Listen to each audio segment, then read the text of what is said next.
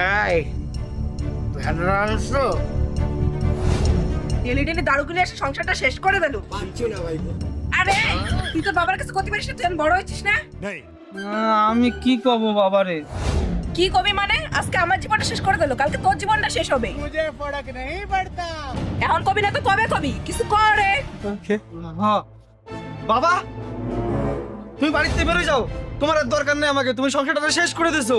আমি এখন বড় হয়েছি, এখন তো আমি সব সামলাই নেবো। ঠিক আছে, তোমার জন্য নেকলেসটা এনে দিলাম।